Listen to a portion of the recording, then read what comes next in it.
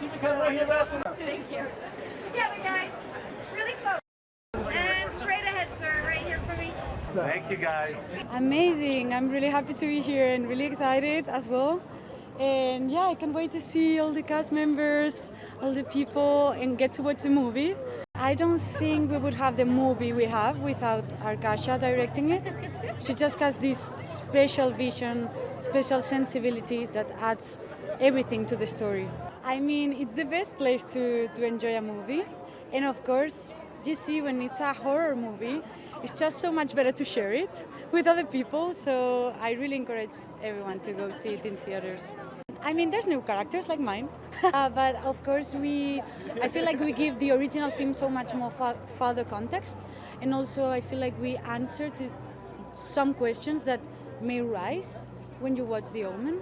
My generation that probably doesn't know it after they watch a movie as well.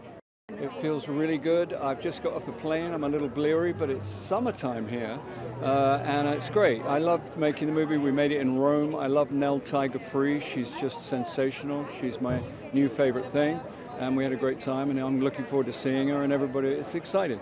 Good versus evil. I mean, it's pretty simple, and I can't tell you too much without spoiling it for you in terms of the major theme. But it's just designed precisely. Someone who saw it in London said, I was traumatized. That's pretty much what we're shooting for.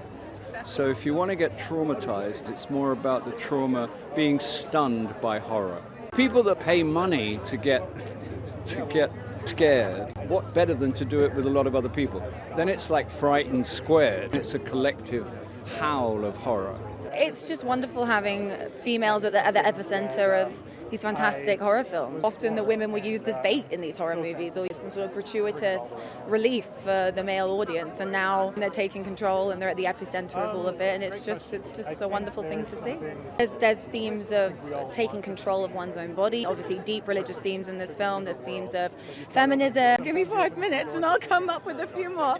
Loads of little moments of symbolism in the movie that kind of echo the beginning. The opening scene is also an homage to the first movie.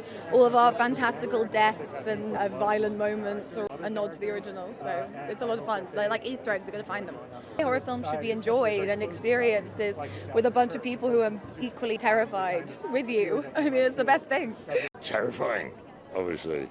Patrick Troughton, such an iconic performance. The part was also played by Pete Postlethwaite in the remake in 2006. He's a big acting hero of mine, so yeah, it was a double whammy really of intimidating actors to take their role.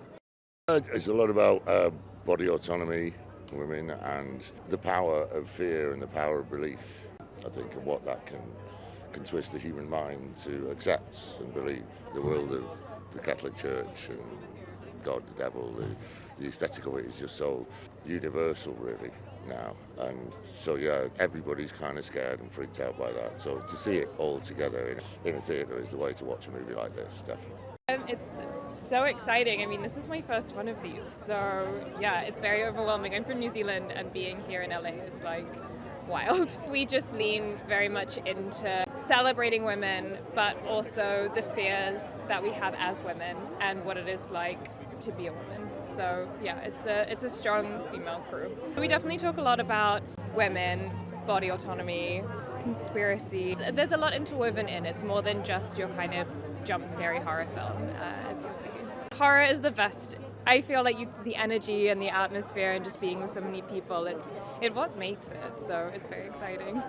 All I can say is that I worked with amazing people, creative people that have done an amazing job. It's art, and art speaks for itself. In my opinion, it's an important movie, especially now. It's more of a psychological sort of film than a horror. That's my opinion. It's scary nonetheless. Yeah, a lot about this movie is about repressed intuition and trauma and how that resurfaces. A lot of this is kind of similar to Repulsion in the sense that it's a woman coming undone and trying to differentiate between what's real and what's not real, what's trauma and what's not.